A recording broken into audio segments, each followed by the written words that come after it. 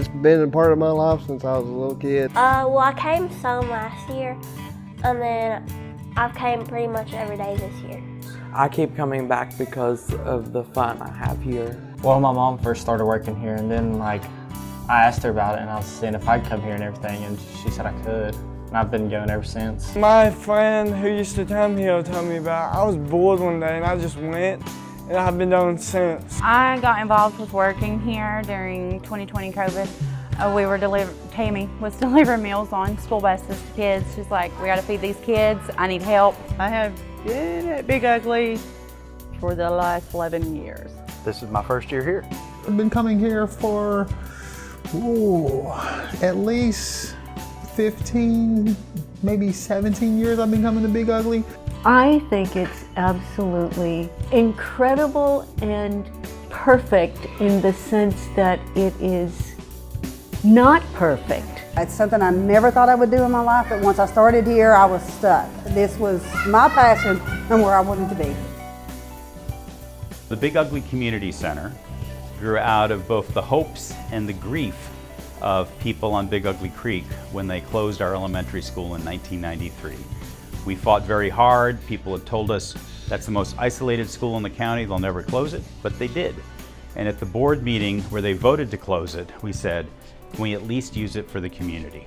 2 years later, when the school had already been pretty badly vandalized, I get a call from our visionary probation officer, Tom Scarpolini, who had noticed that the parts of the county that had the highest juvenile delinquency rates were the parts that were so isolated they did not have Head Start.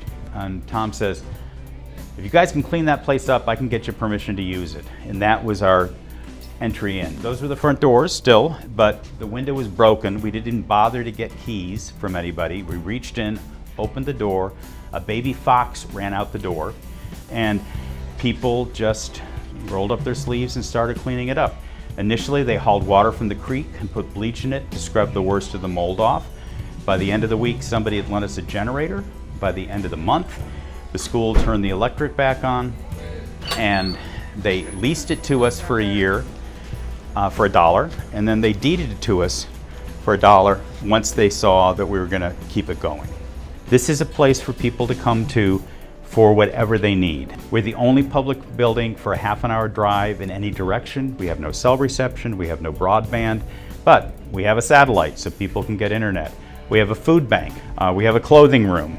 We're now a family support center, and we've been doing that at Big Ugly since 1996.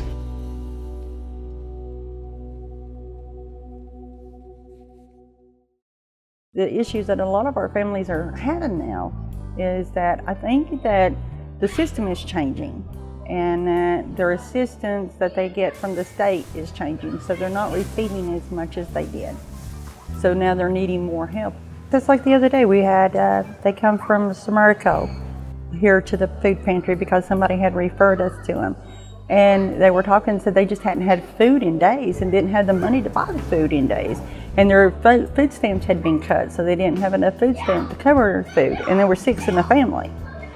There's so many kids that go without meals, and being here with my kids at the center, I see kids that go without, I see kids that worry about when they're gonna get their next meal, or like, hey, can I take 4 extra snacks home?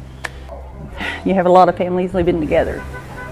You'll have families as with their grandparents, then you have the parents, and then you have the kids. So they'll have 6 to 10 kids living in one household. And they are still struggling to make it.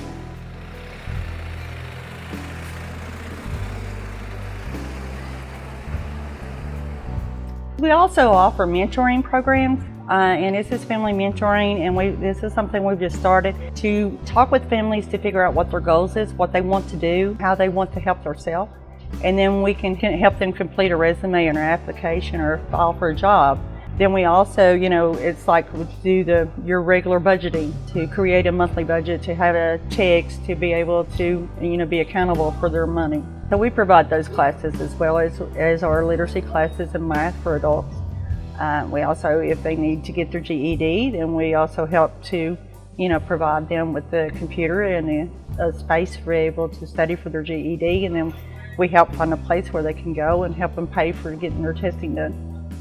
as well as, the find a job. We have a job posting, so that way when we do it online, and when somebody posts that there's a job or a job fair or whatever, then we share that with their families and encourage them to apply for the job, and we help them complete the paperwork and stuff to do so.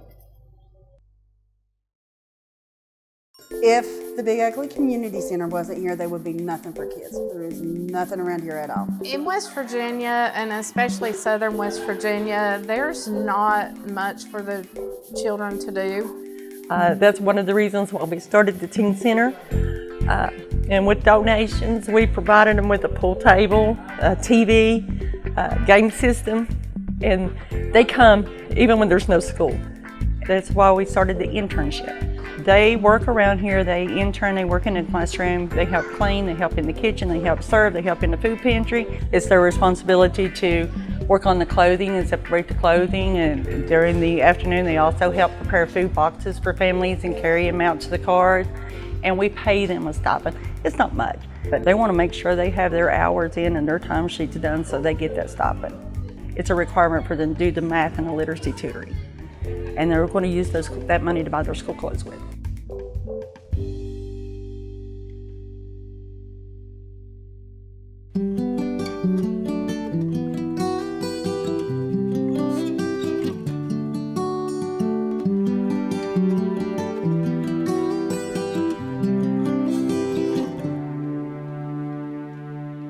They do all kinds of art here. Art's a big subject. Like over there on the wall, I have a brick that we painted last year. I mean, it feels incredible here. That's why, I think that's why so many of us keep coming back, especially when you're making art and with songwriting, they're writing the words, they're writing the melodies, and I think that it never ceases to amaze me what comes out of the kids, like what is in their hearts, what they're thinking about, what moves them, and just what it is to be in a room together making something too is like, it's my favorite thing in the world. I'll take away things from this week that I'll never forget, and that will be valuable for me for the rest of my life as a teacher, as a creator, as a designer. My personal goal with this program is just to make sure that the kids get a fair playing field, and that's just finding something that they like to do. I would talk to all the kids about the origins of the blues, and then we would do some physical exercises just to get them up out of their seats and wake them up a little bit. And that had to do with learning about work songs and how they were used in the South, working on the railroads or working on the plantations or just wherever, so how that influenced how the blues came about. Oh, there's nothing like getting to connect with a person that wants to learn and push them even to the next level and take them even better than they imagined. That I've been able to help children and families who would not have been exposed to different genres and different cultures of music, to the jazz and to the blues and to hip hop and to R&B, and how that type of music that the kids are listening to on a day-to-day basis, how it's produced and how it's developed and how it's created. Art is the great equalizer. It doesn't matter what you look like, where you come from, how much money you have, what car you drive, any of those things. It's just about, it's about being people, being humans together, and I think that is, that's the connection that you see here. Is there's no, this is a place of no judgment. This is a safe space, and that's one of the things I think we try to keep nourishing here and nurturing here. Is this is a safe space for everybody. Everybody's welcome, and this is where we remind each other of that too. First of all, they will see examples of people doing things they love and succeeding at it. And that's pretty important, to have those role models and those aspirations. They will learn to be both creative, because here they're given the opportunity to explore and to express themselves And they will also learn to be collaborative because they're with other people and they've learned that when you get along with each other, things happen in a good way. They're going to take away some really valuable concepts and feelings that they will take with them for the rest of their lives. Being loved, being valued, being creative, being with other people in community.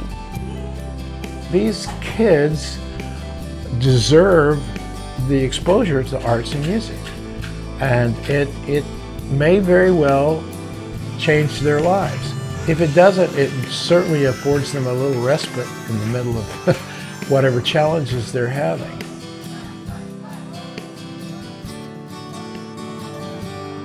Even with the art on the walls that I didn't do and was here before I was here, it would be weird not to see them every single day. It feels like another piece of the community. Like it somehow all connects everyone that's been here and come through this building. There were 3 or 4 little girls who were sitting around the table and after they finished lunch, and I heard one of them say to the other one, "Are you my best friend?"